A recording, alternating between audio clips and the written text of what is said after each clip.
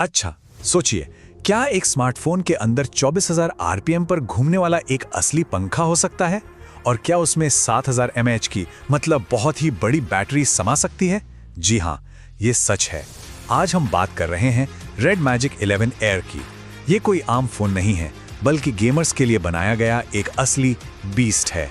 तो चलिए देखते हैं कि ये आखिर क्या-क्या कर सकता है। तो सीधे मुद्दे पे आते हैं।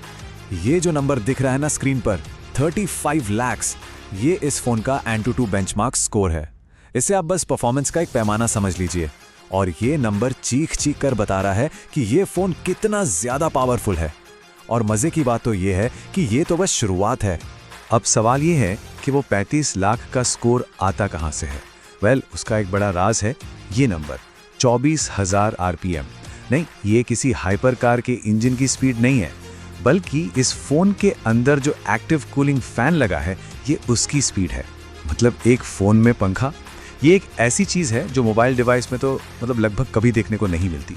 जाहिर है, जब परफॉर्मेंस इतनी जबरदस्त हो तो उसे चलाने के लिए पावर भी उतनी ही तगड़ी चाहिए। और यहीं पर एंट्री होती है इस 7,000 mAh की विशाल बैटरी की। ये इतनी ज्यादा पावर है कि घंटों तक गेमिंग की जा सकती है बिना चार्जर की टेंशन लिए। तो ये सारे नंबर्स ये हमें एक बहुत ही अहम सवाल पे लाके खड़ा कर देते हैं। क्या रेड मैजिक 11 एयर को एक स्मार्टफोन कहना सही है, या फिर ये एक पोर्टेबल गेमिंग कंसोल है जिसमें बस फोन वाला फीचर भी डाल दिया गया है? चलिए आज इसी सवाल का जवाब ढूंढते हैं। तो सबसे पहले बात करते हैं इसके हार्डवेयर की, जिसे सिर्फ और सिर्फ जीतने के लिए बनाया गया है। मतलब इसका डिजाइन एक ही मकसद पर फोकस करता है। और शुरुआत करते हैं इसकी बनावट से। ये एक ग्लास मेटल सैंडविच डिजाइन है जो हाथ में काफी प्रीमियम फील देता है। लेकिन असली कमाल की बात तो ये है कि अंदर 7,000 mAh की बैटरी होने के बावजूद ये फोन सिर्फ 8 मिलीमीटर मोटा है। हाँ, कागज पर देखेंगे तो इसका वजन 212 ग्राम है, जो शायद थोड़ा ज्यादा लगे, लेकिन इसका वेट बैलेंस इतना कमाल का है ना कि हाथ में पकड़ने पर यह बिल्कुल भी भारी नहीं लगता। और जो लोग घंटों तक गेमिंग करते हैं उनके लिए ये एक छोटी पर बहुत ही जरूरी डिटेल है। और गेमिंग का एक्सपीरियंस सिर्फ अंदर से नहीं, बाहर से भी बेहतर बनाया गया है। इसके फ्रेम पर आपको डेडिकेटेड शोल्डर ट्रिगर्स मिलते हैं, मतलब प्रॉपर फिजिकल कंट्रोल।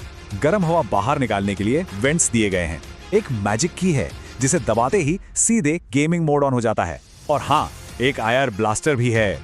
अब आते हैं दूसरे सेक्शन पर, कूलिंग की ताकत, जो इसकी इलीट परफॉर्मेंस को अनलॉक करती है। अब हम इस बीस की असली ताकत, मतलब इसकी परफॉर्मेंस की बात करने वाले हैं। और इस पूरी कहानी का जो हीरो है वो है इसका चिपसेट। इसके अंदर लगा है लेटेस्ट स्नैपड्रैगन 8 इलीट चिपसेट। अब ये चिपसेट तो दूसरे फ्लैगशिप फोन्स में भी मिल जाएगा, लेकिन रेड मैजिक 11 एयर के पास एक सीक्रेट वेपन है, एक गुप्त हथियार जो इसे दूसरों से मीलों आगे ले जाता है। और ये स्लाइड उसी सीक्रेट वेपन का असर बिल्कुल साफ-साफ दिखाती है।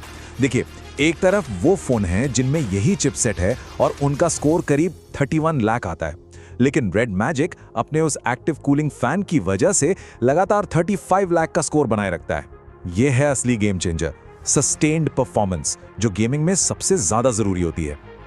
और हाँ, इस दमदार प्रोसेसर का साथ देने के लिए इसमें 16 GB की अल्ट्रा फास्ट रैम और 512 GB की UFS 4.1 स्टोरेज भी है।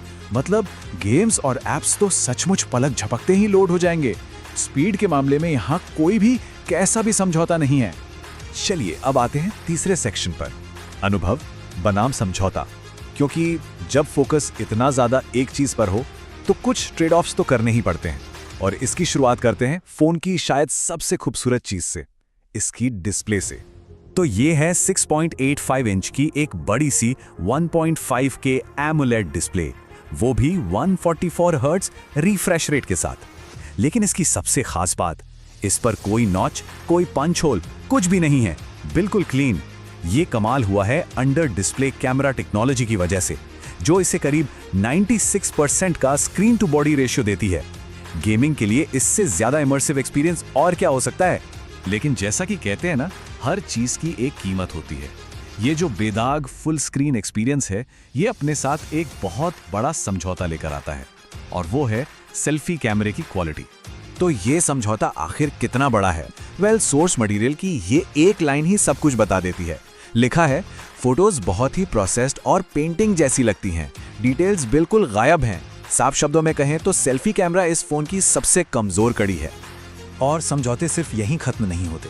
इसका जो सॉफ्टवेयर है रेड मैजिक OS, वो भी थोड़ा अनपॉलिश सा लगता है। फिर लंबे गेमिंग सेशन के दौरान फैन की एक हल्की भिनभिनाने वाली आवाज़ भी आती है जो कुछ लोगों को परेशान कर सकती है। और उन कूलिंग वेंट्स की वजह से इसे सिर्फ IP54 की रेटिंग मिली है, मतलब ये पानी से पूरी तरह सुरक्षित नहीं है। तो अब आते हैं आखिरी हिस्से पर, अंतिम फैसला। क्या यह स्पेशलाइज्ड बीस्ट एक सही चॉइस है? इन सब बातों को ध्यान में रखते हुए आखिर में क्या कहा जाए इसके बारे में? देखिए, सारी कहानी इस बैलेंस पर आके टिक जाती है। एक तरफ है इसकी ज़बरदस्त खूबियाँ, एलीट परफॉर्मेंस, वो बहुत बड़ी बैटरी और वो शानदार नॉचलेस डिस्प्ले। और फिर दूसरी तरफ है इसकी कमियाँ, बहुत ही ख़राब कैमरा, थोड़ा अनपॉलिश सॉफ्टवेयर और पंखे की आवाज़।